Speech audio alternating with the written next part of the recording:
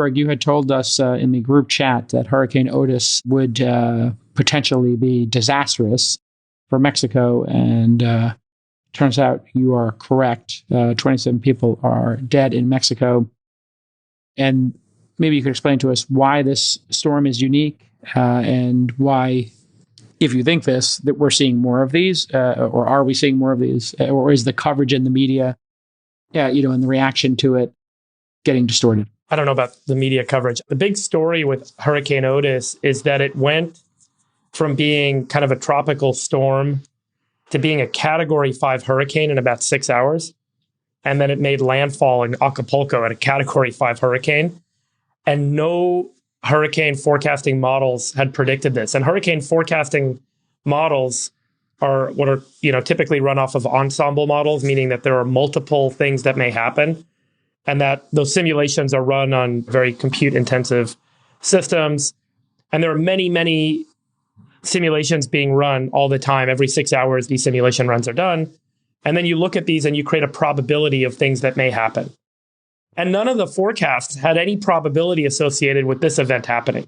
It was so out of the bounds of anything we have seen historically that none of the models had any chance ascribed to this tropical storm suddenly evolving into a Category 5 hurricane in 6 hours and then making landfall on a city with 1 million people. We can look at pictures if you guys want on what happened in Acapulco. It's obviously pretty devastating. There's apparently no power lines standing in the entire region. Here's some photos. Look at this. Wow. 165 mile an hour sustained winds. The eye wall went through the town. It's 1 million people, by the way, many of whom live in not concrete reinforced buildings up against the mountain there. And so the devastation is really extraordinary. But the shocking thing is that there was no prep. There was no warnings. There was no alerts. There were a ton of tourists sitting in these hotels. Look at I don't know if you have any of the hotel photos, Nick, but it's insane. There are 0 windows left in any of the hotels, any of the condos, any of the resorts. They are gone. So imagine you're like in Acapulco, you're drinking beer and tequila, and then you go to sleep, and this thing hits at 1 a.m. as a Category 5 hurricane and destroys everything. There's no power, there's nothing. So if you pull up the first chart, most of the energy that is absorbed from the sun ends up in our oceans. So, we talk about atmospheric carbon increasing energy retention, and people can debate that all they want, where the carbon comes from, et cetera, et cetera. At the end of the day, there is energy coming into the earth from the sun, and that energy is being retained. The vast majority of that energy is retained by the oceans. So the first couple hundred meters of the oceans retain north of 90% of the energy absorbed by Earth. If you go to the next slide, so that results in water temperatures going up. So if you look at, this is compared to the 1955 to 2006 average, and you can measure ocean heat content, but ocean heat content has risen fairly linearly since the 90s, and you can kind of see, how much excess is that correlated to temperature perfectly or no? So this is ocean temperatures over time. So here you can see 2023. And so this shows you the average sea surface temperature. So 2023 has been such an outlier. And this is also because of these El Nino phenomena. But there's obviously over time, if you were to look at the average sea surface temperature trend, it's rising linearly with heat content over time. And in particular, in 2023, there's an extraordinary rise in temperature. So off the coast of Acapulco, the sea surface temperature was 88 degrees Fahrenheit. I mean, it was so hot. The water, like imagine an 80, that's like a David Sack swimming pool. It's so warm, going down many meters in the ocean. So when a storm goes over that level of heat, it takes heat out of the ocean, and that heat coming out of the ocean increases the wind speed. And then the wind speed pulls more heat out of the ocean. And that's how these things become escalatory until they hit something cold, like a mountain or the land. The land is much cooler. And then these things start to dissipate and break apart. And that's why these things form over the ocean. So the point is, no models predicted this.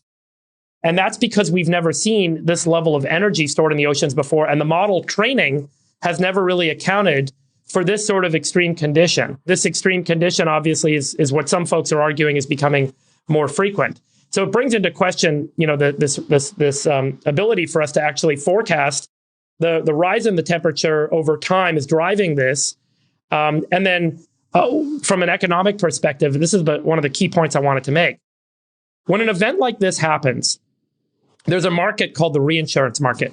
and the reinsurance market sets the price for covering insurance companies against a big loss where you can lose a ton of stuff at once. Insurance companies like to write insurance policies, like car insurance is a great business because there's never one big event that causes everyone to get in an accident on the same day. But with property insurance, a hurricane can cause everyone to lose on the same day. So insurance companies need to buy reinsurance. And then there's these big reinsurance companies and they have pools of capital and there's capital markets involved and bonds that are sold to protect reinsurance. So there's, hundreds of billions of dollars, $1 trillion plus in reinsurance. When an event like this happens, those reinsurance markets take a loss. And the loss causes them to raise rates significantly. And when that happens, the reinsurance markets harden, is what they say. And then rates go up next year for reinsurance. And then the insurance companies pass those rates on to consumers and to property developers and to the people that have mortgages. And the more of these events happen, even though it just happened in Acapulco, it impacts insurance rates everywhere. So as we see the events like what happened in Maui, what happened in Acapulco, what happened in Miami, you can start to see more of these things start to happen at the same time. The cost for insuring property goes up.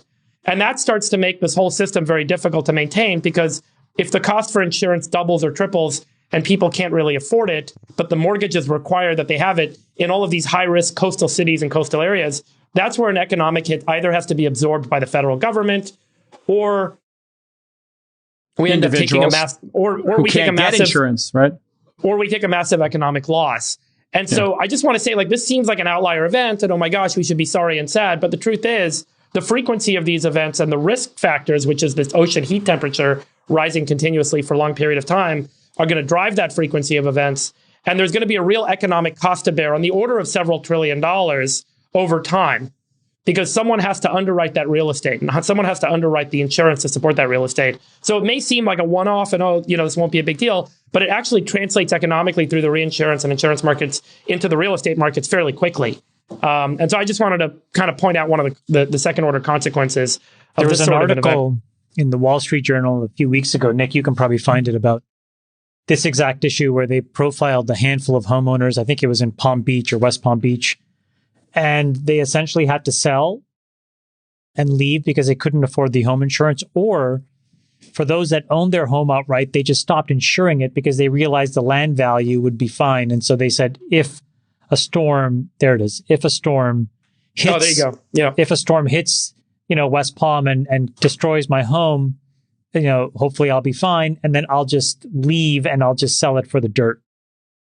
But to your point, it's become economically untenable in a lot of places for these folks to be able to insure their home. Look at this on this example, $121,000 a year for home insurance. What?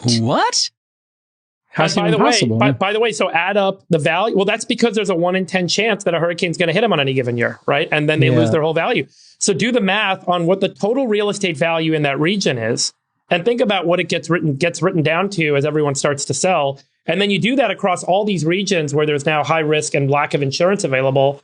And you have a real economic question on who's going to step in to support and buoy those asset values.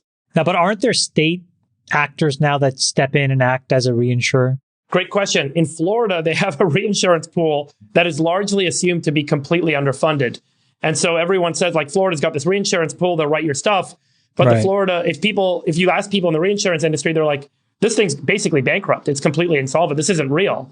So the federal government's going to be asked to step in and cover that thing at some point. And then someone's got to write $1 trillion check. I mean, you want to complain about sending $100 billion to Ukraine and Israel. Wait until most of the country has to underwrite coastal communities' real estate values. So Silicon Valley actually needs to be pro-climate change so that you can reinflate the money supply. Wow. I mean, and then the other second order seriously, I'm being facetious, but I'm kind of not. It's really crazy that so many industries, I think Sachs said it really, really quite perfectly. When the money supply is shrinking, there's just a lot less money to go around. When the money supply is growing, it's much easier for all of us to grab a share of it. And now that it's shrinking, you have this weird effect where you actually want government intervention, which unfortunately only happens in acute tragedies and calamities.